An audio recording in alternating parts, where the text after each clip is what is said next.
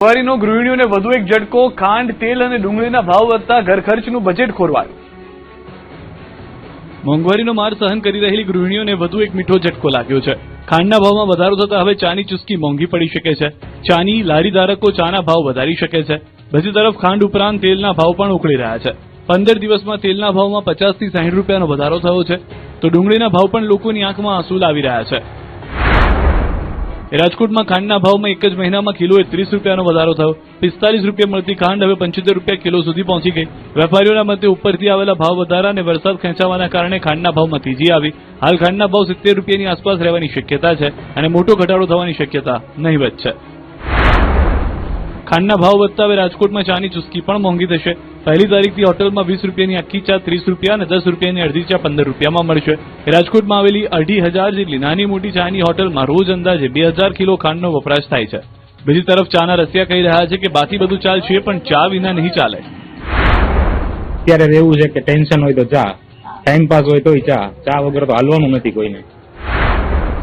તો તહેવારો નજીક આવતા તેલના ભાવમાં પણ ભડકો થઈ ગયો. છેલ્લા 15 દિવસમાં સિંગતેલના ડબ્બામાં 50 રૂપિયા અને કપાસિયા તેલમાં 60 રૂપિયાનો વધારો થયો.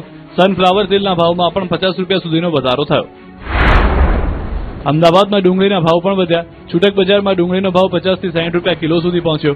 મહારાષ્ટ્રથી આવક ઘટતા અને વરસાદને કારણે પુરવઠો મર્યાદિત થતા ભાવ વધ્યા હોવાનું વેપારીઓનું જણાવવામાં આવી રહ્યું છે. એક સાથે ખાંડ, તેલ અને ડુંગળીના ભાવ વધતા ગૃહિણીઓના ઘર ખર્ચનું બજેટ ફરી ખોરવાયું છે.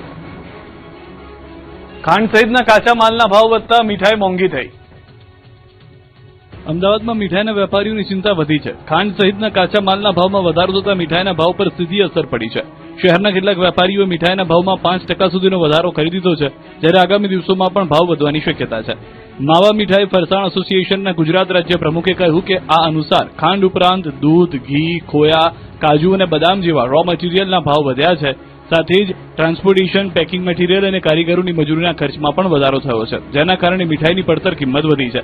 વેપારીઓનું કહેવું છે કે જૂના ભાવે મીઠાઈનું વેચાણ કરવું હવે મુશ્કેલ બની રહ્યું છે. ખાંડના ભાવમાં હજુ વધારો થશે તો મીઠાઈના ભાવમાં વધુ વધારો કરવો પડે.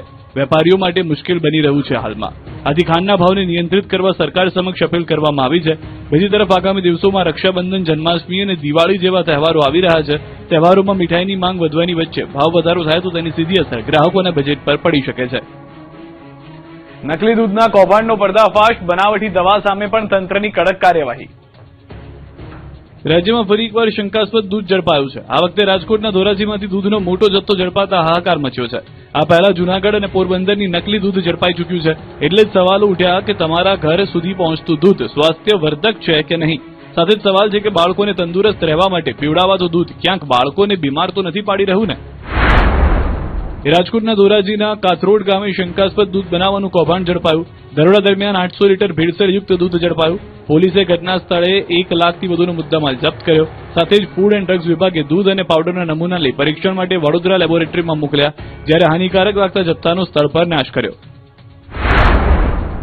મહત્વનું છે કે છેલ્લા અઠવાડિયામાં પોરબંદર અને જૂનાગઢથી પણ નકલી દૂધ ઝડપાઈ ચૂક્યું છે, જેમાં આરોપીઓએ પામોલીન તેલનો ઉપયોગ કર્યો. પોરબંદર એલસીબીએ કુતિયાણાના ટીમ્બીનીશ ગામે દરોડા પાડી નકલી દૂધનું કૌભાંડ ઝડપી પાડ્યું.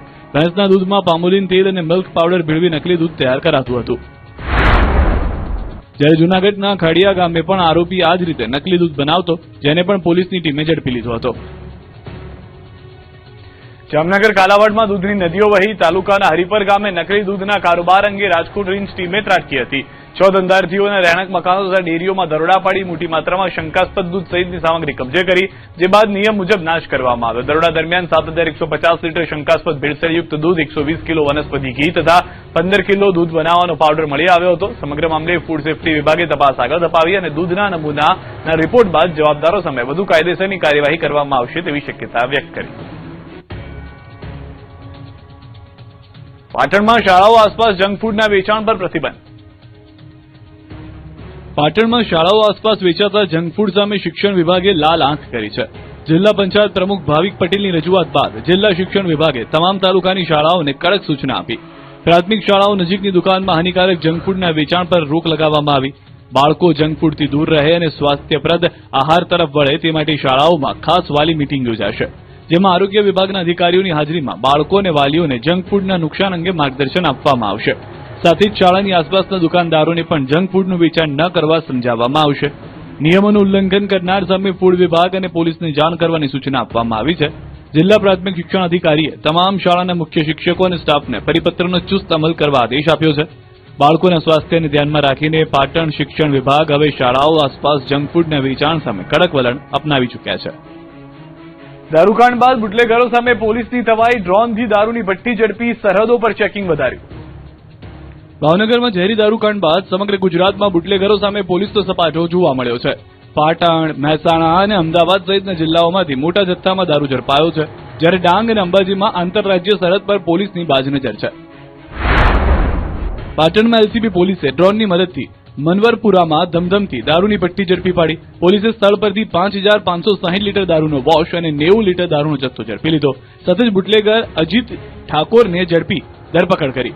પોલીસે સ્થળ પરથી 1 લાખથી વધુનો કિંમતનો દારૂનો જથ્થો ઝડપી પાડ્યો. મહત્વનું છે કે ગઈકાલે આવી જ એક રીતે મહેસાણામાંથી દેશી દારૂની ભઠ્ઠી ઝડપાઈ હતી. પોલીસે ડ્રોનની મદદથી જંગલ ખૂંદી દારૂની ભઠ્ઠીનો નાશ કર્યો હતો. બીજી તરફ ગુજરાત રાજસ્થાન બોર્ડર પર ચેકિંગ વધારવામાં આવ્યું. અંબાજી નજીક છાપરી બોર્ડર પર ગુજરાતમાં પ્રવેશતા વાહનોની ઝીણવટભરી તપાસ કરવામાં આવી રહી છે. ડાંગમાં મહારાષ્ટ્રથી ગુજરાતમાં પ્રવેશતા વાહનોનું પણ સઘન ચેકિંગ કરવામાં આવી રહ્યું છે. સાપુતારા આંતરરાજ્ય ચેકપોસ્ટ પર શાકભાજી સહિતના વાહનોની પણ તપાસ કરવામાં આવી રહી છે. ભાવનગર ઝેરી દારૂકાંડમાં મૃત્યુઆંક 13 પહોંચ્યો, પોલીસની કામગીરી સામે ઉઠ્યા સવાલ. ભાવનગરમાં ઝેરી દારૂકાંડમાં વધુ એક યુવાનનું મોત થતા મૃત્યુઆંક વધીને 13 થયો છે. કાયાભીડના સાગવાડી વિસ્તારમાં રહેતા ભાર્ગવ ઉપાધ્યાયનું સારવાર દરમિયાન મોત થયું છે. હાલ ભાવનગરની હોસ્પિટલમાં 4 દર્દીઓ સારવાર હેઠળ છે.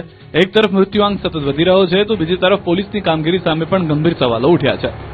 નશાની હાલતમાં સિવિલ હોસ્પિટલ પહોંચેલા શિવમ નામના યુવકે સારવારના અભાવનો આક્ષેપ કર્યો. યુવકે દાવો કર્યો કે તેણે પોતાના નવા મિત્ર સાથે દારૂ પીધો હતો અને ત્યારબાદ ચક્કર તથા ઉલટીની ફરિયાદ થતા હોસ્પિટલ પહોંચ્યો હતો. બીજી તરફ દારૂકાંડના આરોપીઓનો ગુનાહિત ઇતિહાસ પણ સામે આવ્યો. મુખ્ય આરોપી ગૌતમ સોલંકી સામે 7 ગુના નોંધાયેલા છે, જ્યારે કેવલ ઉર્ફે સાંગો સોલંકી સામે 13 ગુના નોંધાયેલા છે. હર્ષ ઉર્ફે અસુ ચૌહાણ સામે 7 અને વિવેક અલગોત્રા તથા ભાર્ગવ ભટ્ટ સામે 8